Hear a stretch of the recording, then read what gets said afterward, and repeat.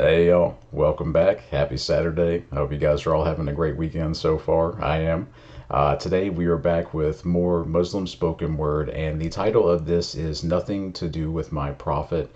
I saw this requested a few times on the previous Talk Islam videos that we did, and so I looked up this video and I looked at the description that's written underneath it, and it looks like in this video it's going to be about people who say they are of Islam, but they're actually disgracing Islam with their actions and with their words, whether that is being a hypocrite or misinterpreting the Quran. We know that there has been violent extremism in the name of Islam, but that goes against the entire meaning of Islam from everything I've researched so far. So that it makes no sense to do something violent of that nature when that is not what God wants. That is not what the Prophet Muhammad called for. And as I've said, I grew up in a Christian home, and we've seen the same problems in Christianity, where we have the Westboro Baptist Church. They protest funerals in a very heinous way. They're just nasty people. We've seen this, with the Catholic Church. There's a big problem with child molestation with priests.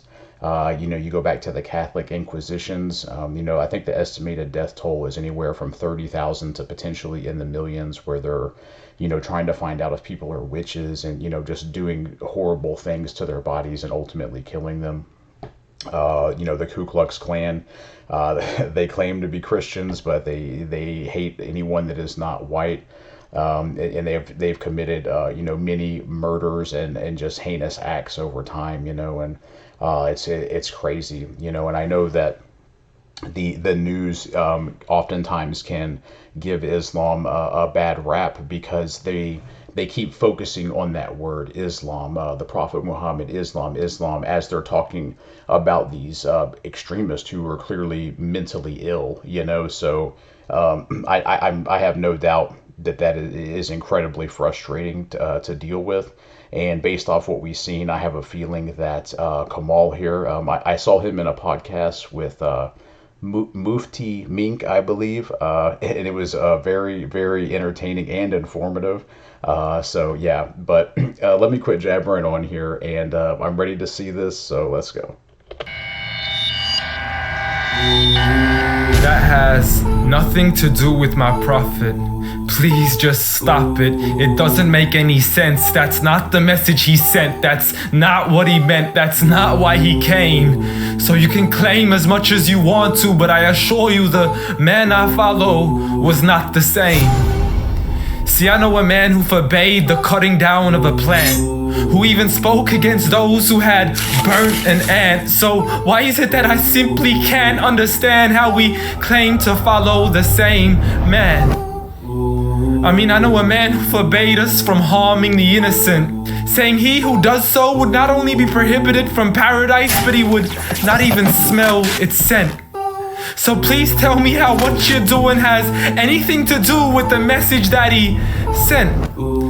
This is the man who forbade us from even scaring cattle with a knife, saying you have no right to let the animal die twice. And when he was asked for advice, he'd reply, don't get angry, don't get angry, don't get angry, repeating it thrice. See, I know a man who called to patience first, even to those who had treated him the worst. And when he was asked to invoke Allah's wrath, he said, I was not sent to curse, but rather as a mercy to the earth. Matter of fact, the entire universe, meaning everything that was made. See, this is a man whom the clouds would rush to shade. Wow. Yeah, this is powerful, and I can feel the pain and frustration in his voice going through this. Since we did the first Talk Islam video, I've been reading the Quran and listening to it as well, like the audiobook, I guess you would call it, on YouTube.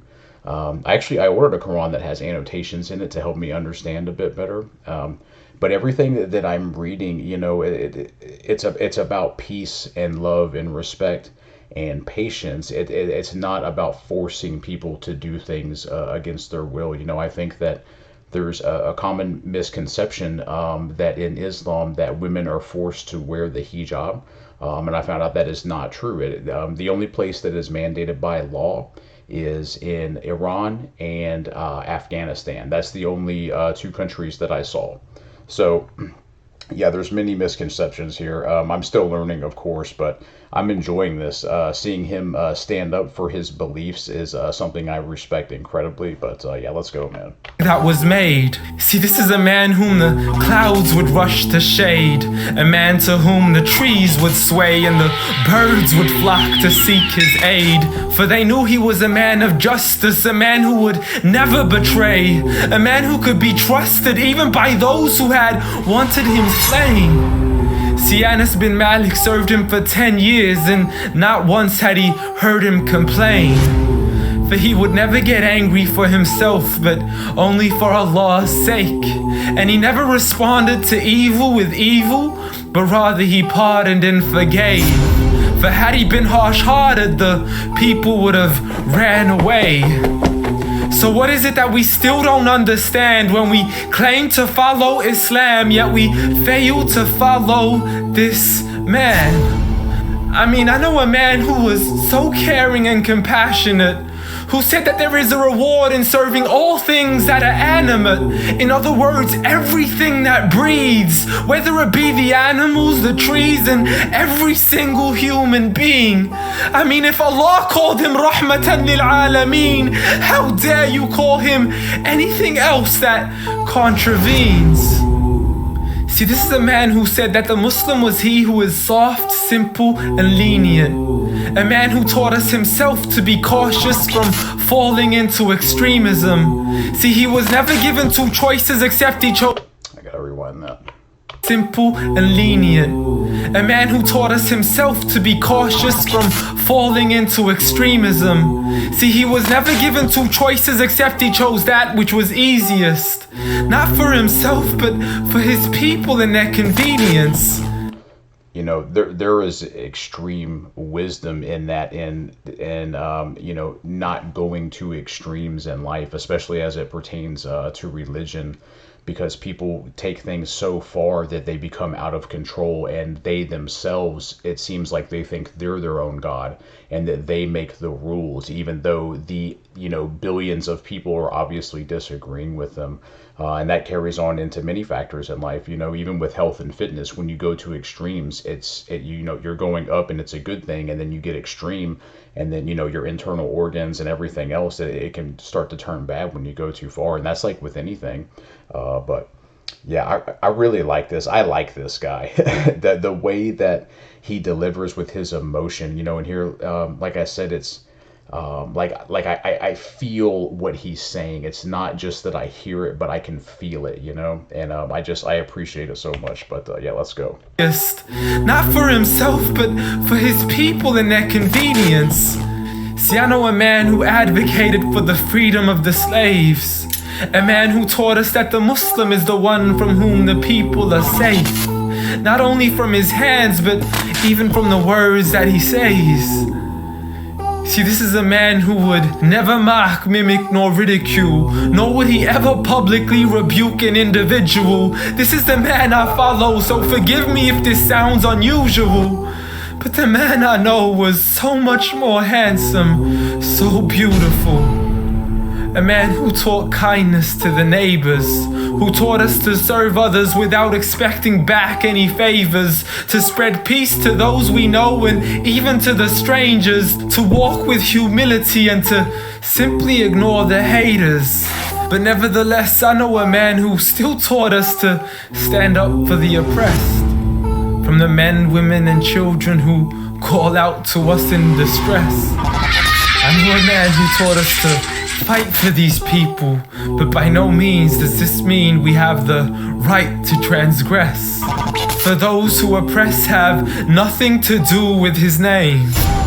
So you can say what you wish to say and continue to defame his name, but at the end of the day, I assure you, the man I follow was not the same. Muhammad sallallahu alayhi wa sallam.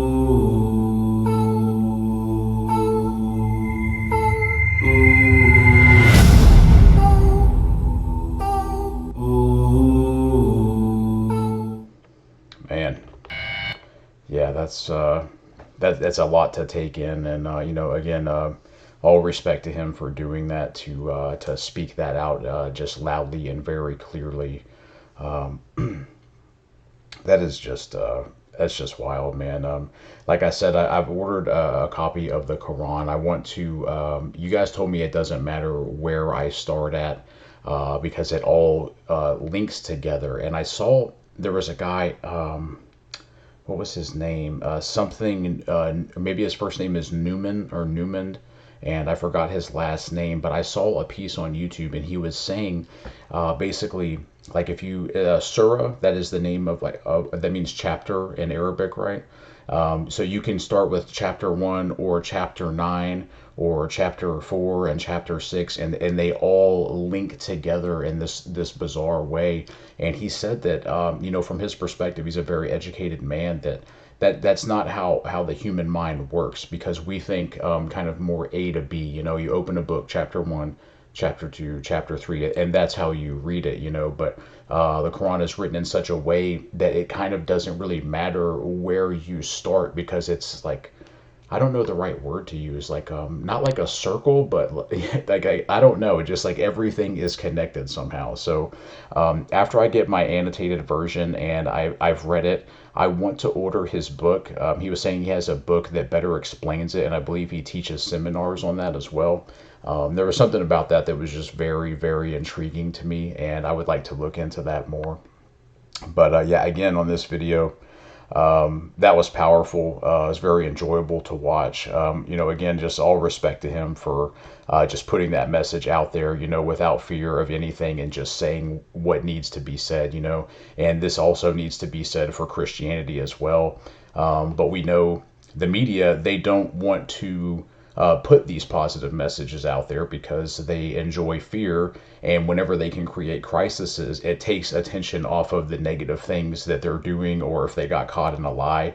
And in this day and age, we're seeing that more and more and more. And it's not just the United States; it's globally. It's all these like global government type of people, and it's just it's crazy. I won't get too much into that. That's not what we're here for today. But yeah, I really enjoyed that. I do want to see more spoken word.